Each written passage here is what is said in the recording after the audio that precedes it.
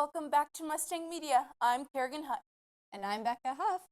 Kerrigan, how do you get your hair so blonde? Well, it's a lot of Bleep and Chrissy Teigen tweets. We'll have to try it sometime.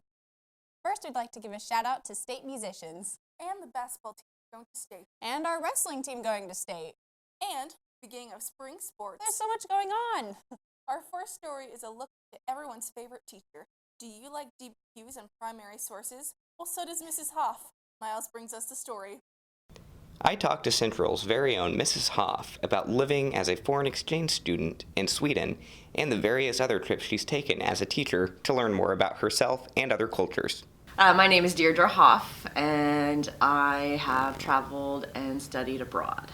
I always had a passion to do that. I met exchange students when I was in high school, and so I wanted to do what they were doing. So I ended up going to the country of Sweden. I didn't speak any Swedish. I had taken German in high school and in college, so that was a bit of a transition for me, but definitely a life-changing event.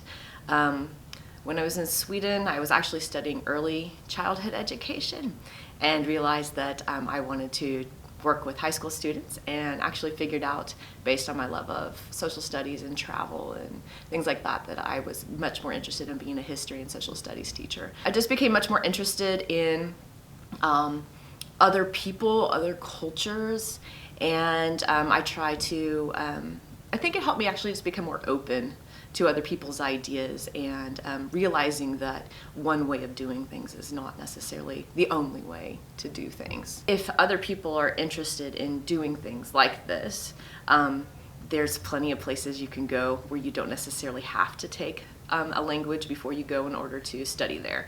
But we have an amazing foreign language program here at Science Central, so I would highly suggest taking some of those classes and then traveling to countries to practice that language abroad. As a teacher, there are opportunities for travel abroad also, and so I was able to continue to do some of those travels. When I was teaching in Kansas City, I had an opportunity to be trained about China and Japan, and part of that training culminated in I think a 4-week stint where we went to China for 2 weeks, and then we were in Japan for a week and a half, and got to do travel there and study and learn.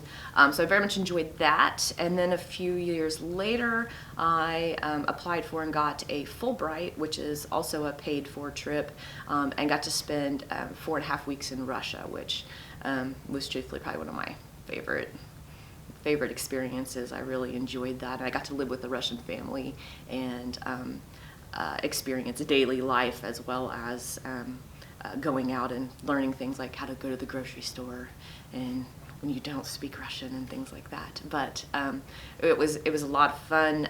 All of those experiences, I think, have been just, again, eye-opening for me to understand more about the world, make me more interested in other people, and definitely more of a global citizen than I would have been had I not had those experiences. Thanks, Miles. Looks like it's time for a Read Fact. Read?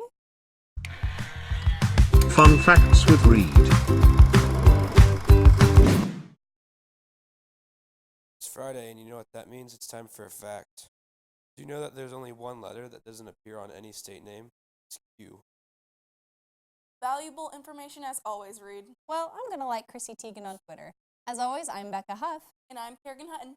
Good night, and good luck, Mustangs.